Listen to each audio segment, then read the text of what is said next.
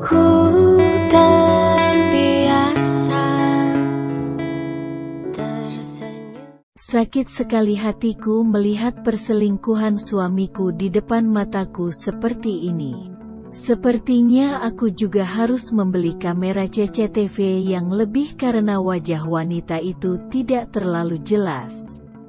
Sebelum ketahuan Mas Angga, aku pun mematikan tablet tersebut.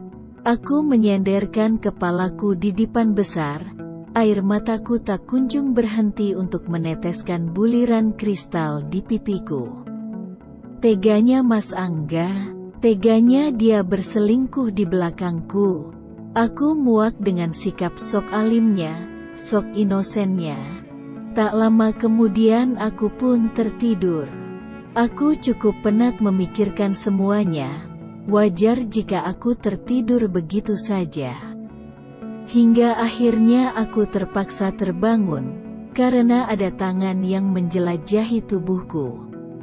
Ya, aku melihat Mas Angga menindihku. Aku pun yang masih kesal segera memberontak untuk tidak melayaninya. "Turun, Mas, aku lagi datang bulan," ketusku. Mas Angga pun kecewa. Ia turun dari atas tubuhku, dan lantas tidur di sebelahku tanpa berbicara sedikitpun. Bodoh amatlah aku dengan dirinya yang sok-sokan inosen itu. Lihat saja, besok atau lusa aku akan segera menjalankan misi yang sudah Tata berikan padaku. Pagi sekali aku terbangun. Kali ini aku tidak terlalu sibuk memikirkan Mas Angga. Bahkan aku tidak memasakkan sarapan pagi untuknya. Dongkol rasanya, mengingat bagaimana ia mencumbui wanita berlingeri merah itu. Aku bahkan sibuk menyapu halaman dan bercengkerama dengan kelinci yang kupelihara di halaman rumahku. Tak lama, bapak memanggilku. Ia memintaku untuk membawa ibu ke tukang urut karena penyakit asmanya tiba-tiba kambuh. Aku pun membawanya ke tukang urut langganannya, namanya Bu Ijah. Sedangkan bapak, hari ini akan sibuk menyewa sawah untuk panen 6 bulan ke depan. Setibanya di rumah Bu Ijah, kebetulan lagi sepi, tidak terlalu banyak pasien yang mengantri. Aku pun bisa menarik nafasku lega. Di saat itu Tata justru menelponku. "Halo, Sa." "Halo, Ta, ada apa ya? Apa kamu sudah di rumah sama anak-anak?" tanyaku. "Enggak, Sa. Aku enggak jadi titip anak-anak karena ibuku sudah datang. Ia bersedia menjaga anak-anak kala aku bekerja. Jadi kamu enggak perlu repot-repot." "Loh, tapi aku enggak repot kok. Kalau emang ada neneknya dan mau, ya udah. Padahal sayang sekali, aku ingin bertemu dengan Rika, Riki dan Rike," ujarku. "Iya, lain kali aja ya kalau aku libur kerja. Aku bawa anak-anak buat ketemu kamu," ujar Tata. "Oke deh, kalau ada apa-apa kamu cerita aja ke aku, Ta. Aku bakal siap dengarkan 24 jam buat kamu kok," ujarku. "Iya, Sa, makasih banyak ya. Aku jalan dulu, kamu juga. Kalau ada masalah cerita aja, aku siap." "Kok dengerin? Hehehe, iya hati-hati ya." "Iya, bye." Telepon pun terputus. Kebetulan ibu juga sudah dipanggil oleh Bu Ijah untuk segera dipijat. Aku pun mengantarnya ke dalam. Di sana sudah siap jarik kain panjang Jawa berwarna coklat, dengan bantal untuk merebahkan badan. Pijat di Bu Ijah memang spesial untuk menyembuhkan berbagai macam penyakit, seperti asma, asam lambung, saraf kejepit dan beberapa lainnya. Saat ibu membuka bajunya, jantungku semakin sakit, mataku tertuju ke arah tahi lalat di perutnya. Sebuah tahi lalat yang persis dengan lawan main Mas Angga di rekaman video syurnya. Astaga, apa benar ibu dan Mas Angga? Aku langsung membatu, otakku melayang, hatiku sakit dan pecah berkeping-keping. Tuhan, aku mohon segera cepat pertemukan keduanya. Aku sudah tidak tahan dengan sikap inosen dan sok baik keduanya. Amarahku berkecamuk, tapi tak mungkin aku meledak di sini. Apa kata orang nanti? Semua orang terkadang selalu bersikap tidak adil.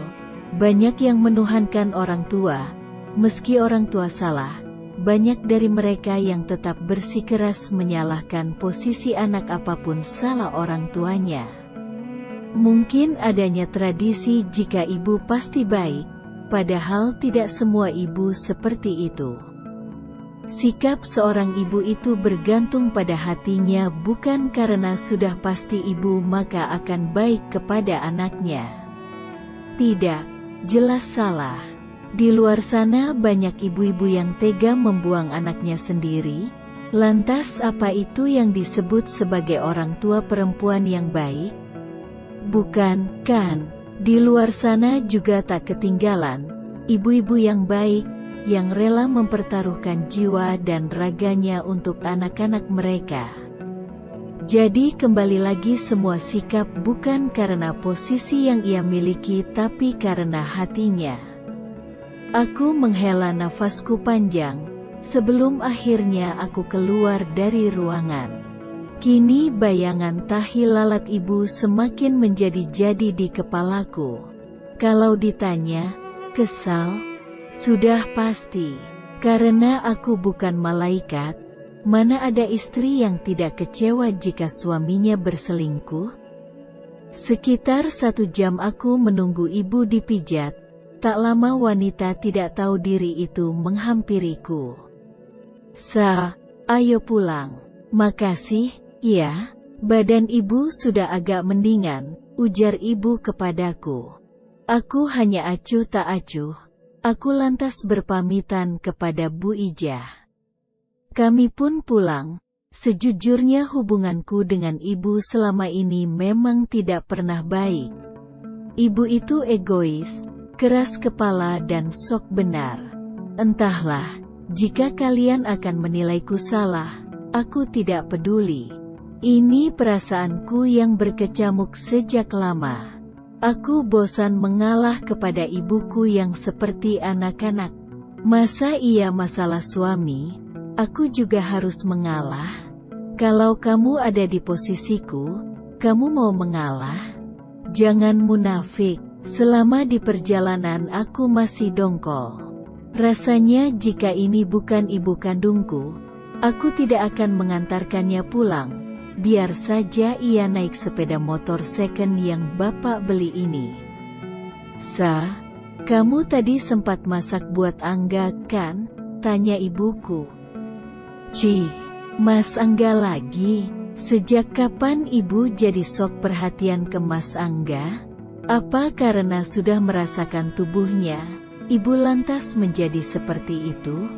Semua itu hanya ada di otakku, unek-unek yang tak bisa ku keluarkan tanpa bukti yang banyak. Belum Bu, kenapa nggak ibu aja yang masak buat Mas Angga? Ujarku ketus. Entahlah, mungkin emosiku sudah tidak bisa dibendung lagi, hingga perkataan itu nyaris keluar dari mulutku secara spontan. Loh, kok ibu? Kan istrinya Angga kamu?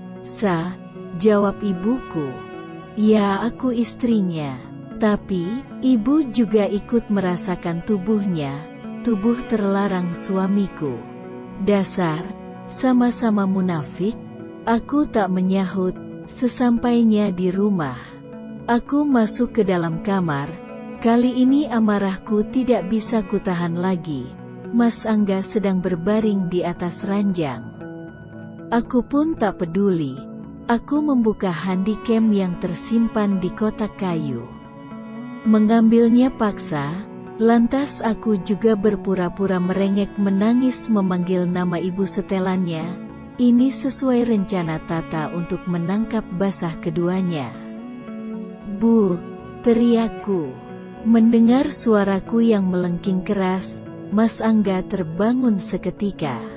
Kini posisinya justru ia panik dan beranjak dari tempat tidurnya ketika aku memegang handycam laknat di tanganku. Sa, mau kamu apakan handycam itu?